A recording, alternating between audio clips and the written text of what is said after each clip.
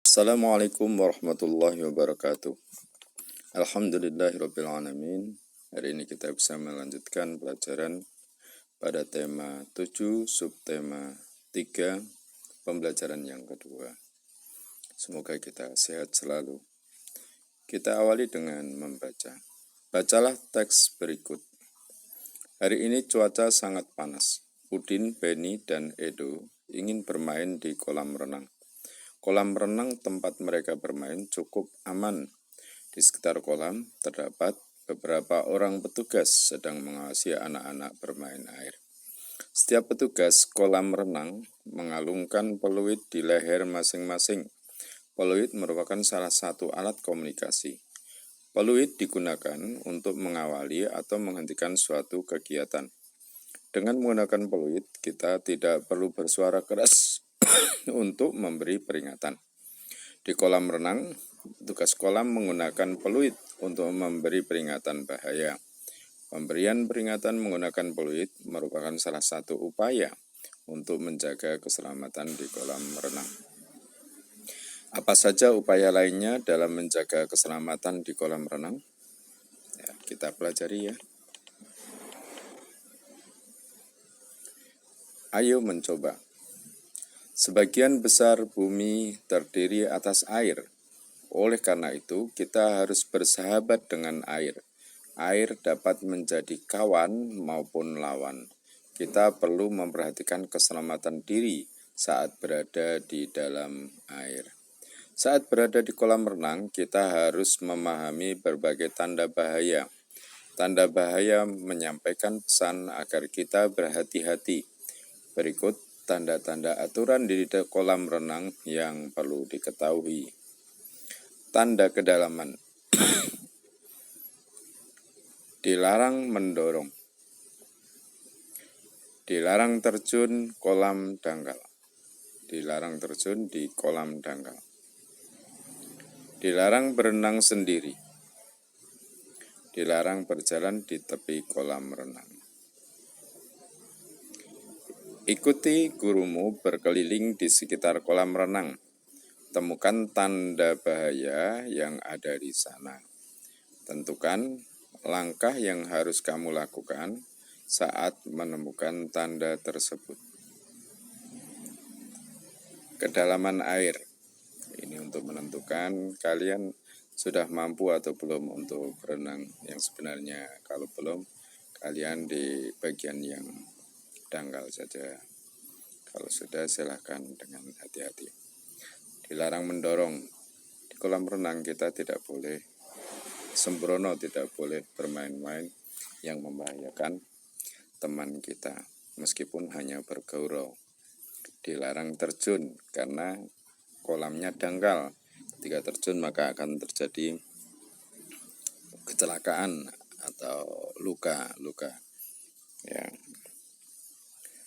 Dilarang berenang sendirian, karena tempat ini cukup berbahaya dan perlu bantuan cepat. Jika bersama maka bisa saling membantu. Dilarang berjalan di tepi kolam renang, ya, karena mungkin licin dan sebagainya, agar kita tidak tergelincir dan masuk ke kolam. Ya. Oke, kalian sudah memahami tanda-tanda tersebut, sebagian tanda yang kita ketahui. Kita lanjutkan.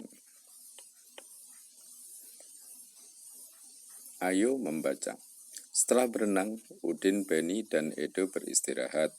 Udin beristirahat sambil membaca buku yang dibawanya. Buku tersebut bercerita tentang alat komunikasi tradisional dan modern. Bacalah teks berikut. Kita lihat dulu, ya. Mulai dari surat dikirim pakai amplop, meningkat pakai telepon, kemudian ini, ada pensil atau pulpen, ada komputer, ya. Untuk alat komunikasi ada gagang telepon, ada notes, ada HP telepon genggam. Ini ada kertas, ada amplop ya, maaf tadi ya. Jadi ini bermacam-macam yang merupakan alat komunikasi dahulu dan sekarang. Alat komunikasi tradisional dan modern. Manusia berkomunikasi dengan berbagai cara. Perkembangan teknologi komunikasi telah menghasilkan berbagai jenis alat komunikasi. Ada yang telah digunakan sejak lama, ya, ini sejak lama sudah kita gunakan, maupun yang baru dikenal masyarakat, ya, yang baru termasuk baru HP, ya, internet, ya. Telepon ini sudah cukup lama juga, ya.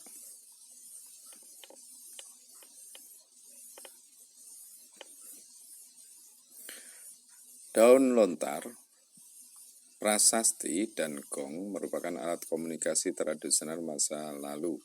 Selain itu ada pula lonceng yang berfungsi sama dengan gong.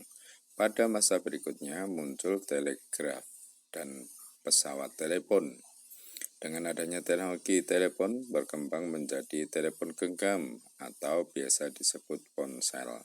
Ponsel merupakan alat komunikasi modern yang terus mengalami pembaruan. Kelompokkan alat komunikasi yang terdapat pada teks bacaan di atas dalam tabel berikut, ya. Lontar, prasasti, gong, lonceng, ya, masuk ke alat komunikasi tradisional. Kemudian selanjutnya ini telegraf, telepon, ya, ponsel, internet, ya, alat komunikasi modern. Silakan kalian tinggal memindahkan saja.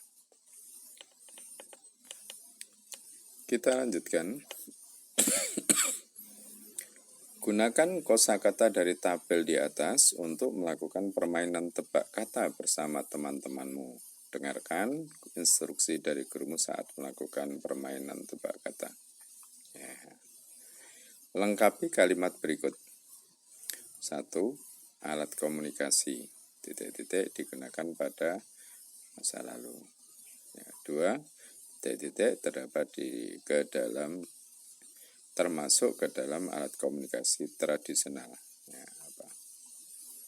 Lonceng dan titik-titik memiliki fungsi yang sama. Ya, kalian sudah tahu semua ini, jawabannya dimasukkan ke sini.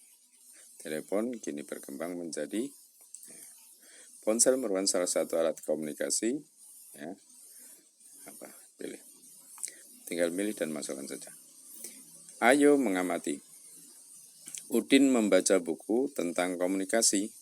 Selesai membaca, Udin menceritakan isi buku kepada Edo dan Benny.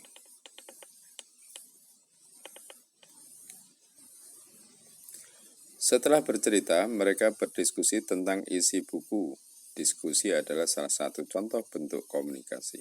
Benny memberikan pendapat dengan santun tentang alat komunikasi sederhana yang masih dapat dipakai hingga saat ini.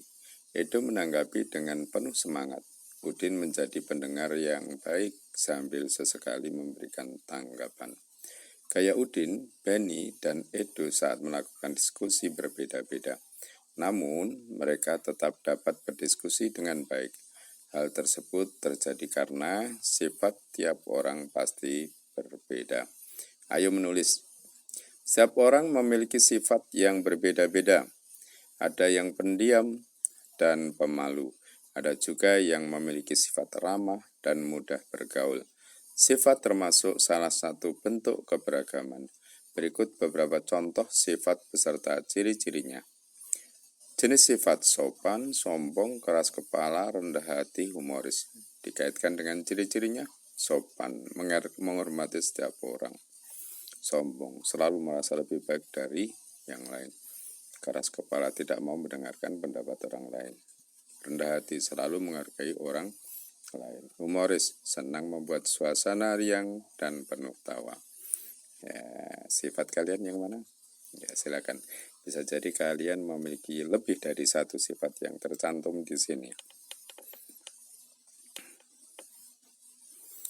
Selain sifat-sifat di atas, masih banyak lagi sifat lainnya. Cari tahu bersama teman-temanmu. Ya. Apakah perbedaan sifat pada individu dapat berpengaruh terhadap kegiatan komunikasi, amati 5 orang temanmu. Dapatkah kamu menemukan aneka sifat? Ya, ini tidak untuk sombong, untuk meninggikan salah satu teman atau merendahkan teman kalian ya. Ini hanya sebuah pembelajaran saja. Kalian bisa hubungi, dapatkan kamu kalian dapat menuliskan di sini ya. Namanya siapa, sifatnya apa, kebiasaannya apa ya. Silahkan. Aneka sifat dan kebiasaan teman-teman hanya untuk diri kalian saja, tidak untuk disebar luas kan ya, tidak untuk tidak informasikan kepada teman yang lain, untuk kalian saja mencoba mencermati sifat-sifat teman kalian ya. Selanjutnya, diskusikan tentang perbedaan sifat dan kebiasaan temanmu. Apakah saat berkomunikasi terjadi masalah? Kadangkala saat berkomunikasi terjadi pertengkaran. Dengan memahami aneka sifat dan kebiasaan teman, kita telah menjaga persatuan yang sesuai dengan sila ketiga Pancasila, yaitu Persatuan Indonesia. Ya, bagus. Kegiatan bersama orang tua. Siswa mencari informasi dan meminta pendapat orang tua mengenai alat komunikasi yang biasa digunakan sehari-hari. Orang tua membimbing sifat dalam menarik kesimpulan mengenai perbedaan pendapat serta bagaimana menyikapinya. Karena perbedaan sifat, terjadi perbedaan pendapat dan sebagainya, bagaimana kita menyikapi semua itu ya.